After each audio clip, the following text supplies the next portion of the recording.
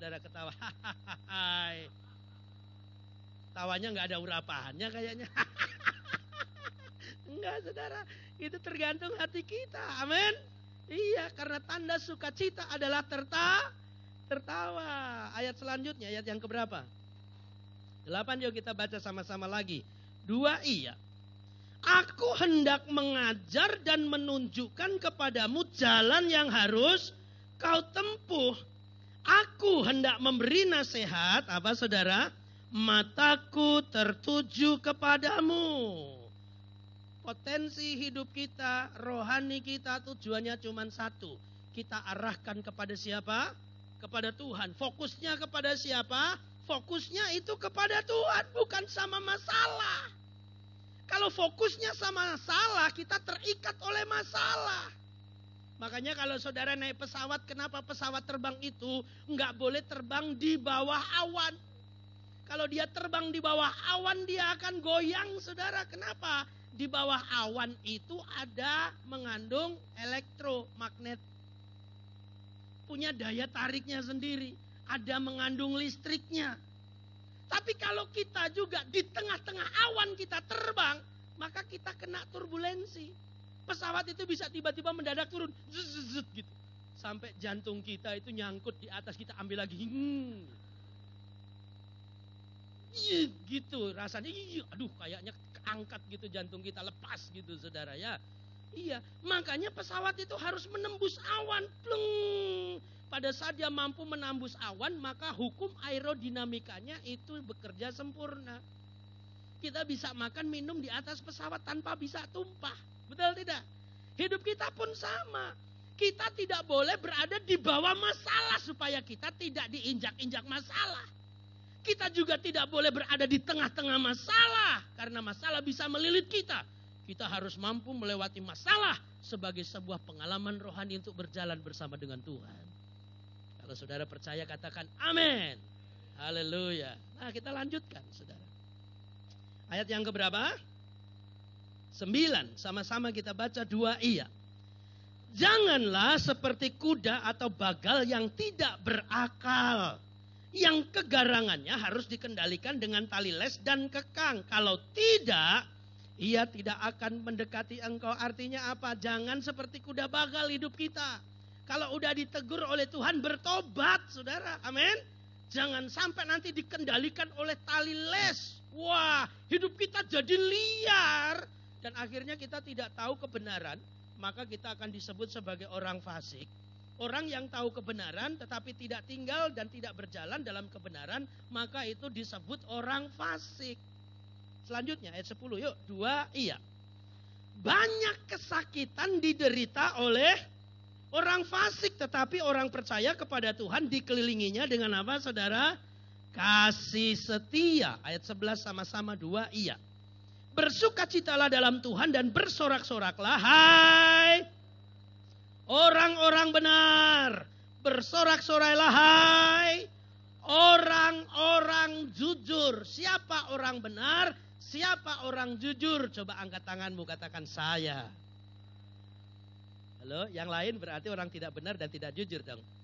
Coba sekali lagi saya mau lihat saudara. Coba angkat tanganmu, bilang, saya orang benar, saya orang jujur. Iya, tepuk tangan buat Tuhan Yesus. Nah, mari kita belajar. Dalam pendahuluan saya menulis, karena Pemazmur 32 ini saudaraku sekalian sebenarnya adalah sebuah nyanyian pengajaran. Kata nyanyian pengajaran dalam bahasa Ibrani disebut dengan kata maskil, atau akar kata dari kata syakal. Syakal itu artinya menjadi bijak atau mahir dalam menjalani hidup atau mengelola hidup. Jadi kita punya hikmat dari Tuhan. Bahwa kalau kita punya hikmat dari Tuhan, Tuhan memimpin kita, menuntun kita kepada jalannya Tuhan dan bukan jalan kita. Karena apa? Jalan kita itu banyak maunya, banyak keinginannya. Betul enggak?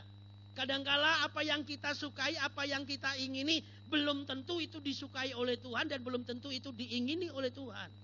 Maka kalau kita bertentangan dengan jalannya Tuhan, akhirnya kita tersesat. Nah, jangan sampai kita tersesat udah jauh baru balik. Iya kalau keburu, kalau nggak keburu gimana? Sampai di sini jelas saudara. Amin. Yang nggak jelas manggut-manggut aja saudara supaya kelihatan amin gitu. Seperti orang pinter gitu ya kan. Haleluya. Nah selanjutnya. Kata maskil ini sebenarnya menguraikan tentang sifat dan berbahayanya dosa. Maka bila kita atau saudara dan saya tidak segera membereskan kesalahan kita, dosa kita, hati-hati. Jangan sampai apa yang kita langgar kita sampai lupa. Sehingga kita tidak minta ampun sama Tuhan. Udah keburu tua, udah siap-siap mau pulang kepada Tuhan, lupa kita bikin dosa yang belum kita selesaikan. Sampai di sini kira-kira ngerti ini maksud pengajaran ini saudara, yang dilakukan oleh Daud. Kenapa demikian? Karena Daud juga pernah melakukan hal yang jahat, kata firman Tuhan. Hal yang jahat di mata Allah. Saudara tahu kesalahan Daud? Kalau saudara baca dalam kitab Raja-Raja, Daud menyuruh Uria untuk berperang paling depan. Tujuannya cuma satu, supaya Uria mati. Kalau Uria mati, Batseba itu kan jadi miliknya. Dia mau nikahin. Padahal mereka udah berselingkuh, saudara. Itu jangan sampai terjadi dalam kehidupan kita.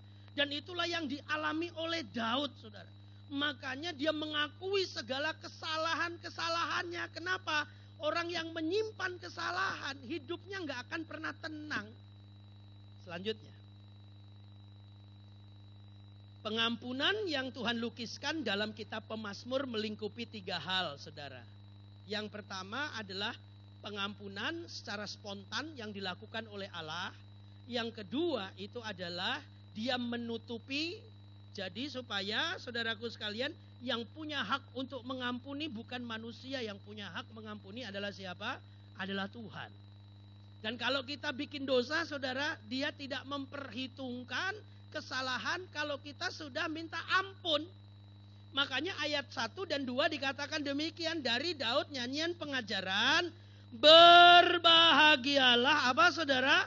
Orang yang diampuni pelanggarannya, yang dosanya tidak ditutupi. Ayat kedua. Berbahagialah manusia yang kesalahannya apa saudara? Tidak diperhitungkan Tuhan dan yang tidak berjiwa penipu. Jadi pelajaran yang dapat kita petik apa yang dilakukan oleh pemazmur ini. Itu mengajarkan kepada kita bahwa kalau Tuhan mengampuni, pada saat saudara minta ampun sama Tuhan, jangan pernah mikir lagi begini. Jangan-jangan Tuhan gak ngampuni, dosa saya besar. Perbuatan saya kayaknya udah gak bisa diampuni. Saya menjadi manusia yang laknat, yang terkutuk. Jangan. Justru Yesus datang untuk mengampuni kita supaya kita menjadi orang yang merdeka dan bukan orang yang berdosa. Haleluya. Kuncinya cuma satu. Mau gak minta ampun? Pada saat ada tindakan minta ampun dan kita punya kemauan untuk minta ampun, Tuhan yang bereskan dosa itu. Tugas saudara, tugas saya adalah meminta ampun. Katakan meminta ampun. Bilang tugas saya minta ampun. Haleluya. Pada saat kita sudah minta ampun sama Tuhan, percayakan kepada Tuhan bahwa pengampunan itu terjadi. Pada saat Tuhan Yesus bersama 2 pemberontak kiri dan kanan. Yang satu mengejek, bilang begini. Kalau engkau memang anak Tuhan, kalau engkau Allah, turun dari salib. Kemudian selamatkan kami. Tetapi yang satu bilang begini, saudara. Sudah sewajarnya dan sudah sepantasnya kalau kita dihukum. Tetapi yang ada di tengah-tengah kita, dia tidak bersalah. Kemudian dia bilang apa? Tuhan, kalau engkau jadi raja, jangan lupa akan aku. Betul saudara? Cuman itu. Tidak ada kata pengampunan, tetapi nadanya itu nada percaya untuk minta ampun. Buktinya apa? Sudah sepantasnya kalau kita dihukum, tetapi ini orang yang di tengah kita tidak bersalah. Sebenarnya kata kalimatnya hendak menunjukkan bahwa saya orang bersalah, saya orang berdosa. Dan pada saat dia bilang, Tuhan kalau engkau turun sebagai raja, jangan lupa akan aku. Tuhan jawab seketika, hari ini juga engkau bersama aku. Kemana saudara? Firdaus. Pengampunan hak Tuhan. Jadi kalau ada tuduhan dari iblis bahwa kita sebagai orang berdosa, iya. Kalau iblis menuduh saudara, engkau orang yang berdosa, katakan iya. Dulu, sekarang sih tidak, sudah diampuni. Betul? Jadi tidak ada celah bagi iblis untuk mendakwa kita. Sampai di sini jelas saudara. Dan kalau Tuhan sudah mengampuni kita, maka kita disebut orang yang berbahagia. Contohlah sederhana Pak, Bapak bikin salah sama ibu. Kira-kira hati kita tentram gak? Tenang gak? Halo bapak-bapak. Pak. Ada bapak-bapak apa enggak sih ya? Pak, kalau bapak pernah nyakitin hati istri, bikin salah sama istri, kira-kira batin kita tentram gak? Tenang gak? Kalau kita nipu istri kita gitu, tentram gak Pak? Enggak. Kita kayaknya menikmati bahagia, tapi bahagia kita semu. Tapi coba Pak, engkau udah bikin salah, tiba-tiba engkau rangkul istrimu. Engkau bilang, sayang, I love you. Saya udah bikin salah sama lu, ampun ya, minta maaf.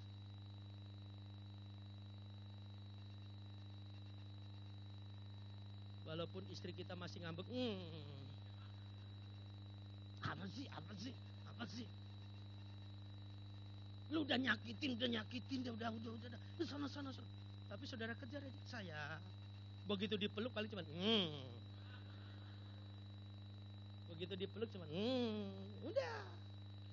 Kalau udah ketangkep begitu saudara, udah nggak bisa ngapa-ngapain, bilang sayang, I love you. Saya memang bikin salah. Maaf ya. Ampuni hambamu yang berdosa ini. Istri juga senang saudara. Dan kita bukan hanya istri kita yang senang, tetapi kita juga senang. Akhirnya kebahagiaan itu bertambah loh saudara. Halo. Bapak-bapak, makanya lakukan itu. Jangan suka bikin salah sama istri. Apalagi dibohong-bohongin, kasihan amat tuh istri ya. Istri-istri juga jangan begitu saudara. Kalau bikin salah datengin. Salah. Ya kalau salah minta maaf. Ya saya salah, puas. Wah itu malah berlanjut tuh. Malah berlanjut saudara. Akhirnya situasinya bukan malah tenang. Runyam jadinya. Mari miliki kerendahan hati, kalau salah akui. Bilang papa. Papa ganteng deh. Tidak ada manusia yang seperti papa loh. Di langit juga gak ada, apalagi di bumi. Cuman satu-satunya papa. Orang yang paling tampan dan yang paling kusukai. Alah, lihat.